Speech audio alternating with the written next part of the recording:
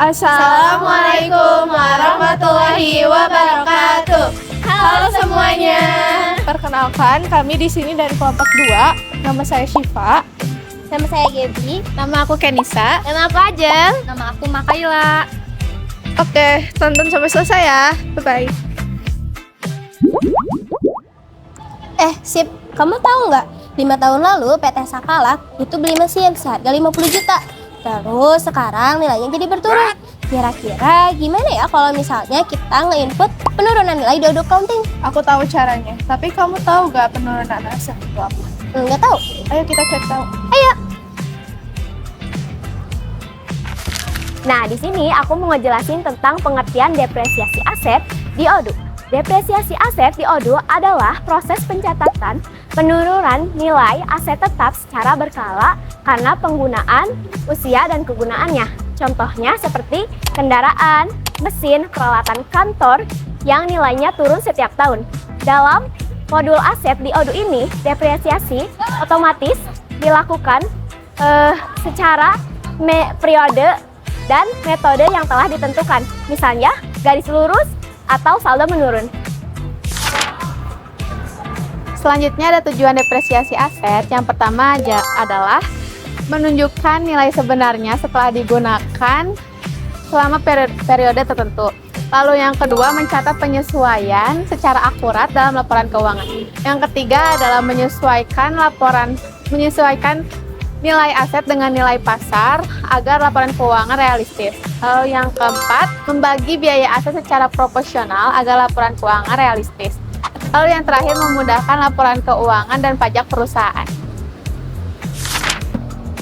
Lalu ada manfaat depresiasi aset di Odoo. Yang pertama, otomatisasi perhitungan depresiasi tiap periode bulanan atau tahunan. Yang kedua, laporan keuangan lebih akurat karena nilai aset selalu diperbarui. Yang ketiga, membantu pengendalian aset tetap. Misalnya, mengetahui kapan aset perlu diganti. Yang keempat, efisiensi waktu. Karena sistem akan otomatis menghitung dan mencatat jurnal depresiasi. Dan yang kelima, mendukung kepatuhan pajak karena perhitungan penyusutan sesuai dengan standar akuntansi. Ada fitur apa aja sih di depresiasi aset ini? Yang pertama itu pencatatan aset otomatis.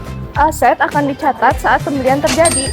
Lalu yang kedua ada kategori. Kategori barang akan dibedakan seperti kendaraan, komputer, dan properti.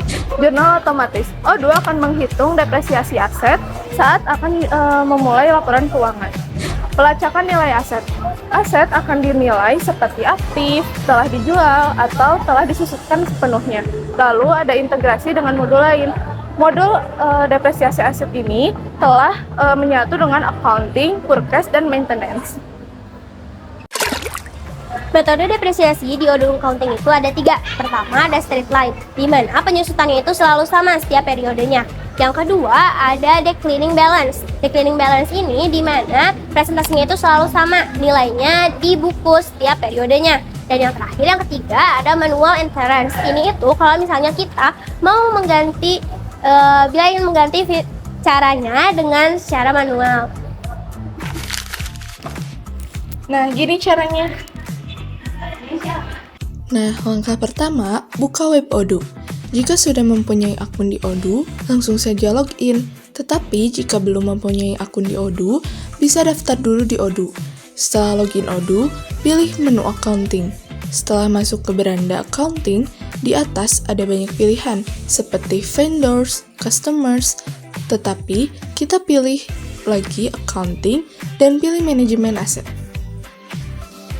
Langkah kedua, kita diminta untuk mengisi detail aset, seperti nama aset, kategori aset, dan tanggal pembelian aset tersebut.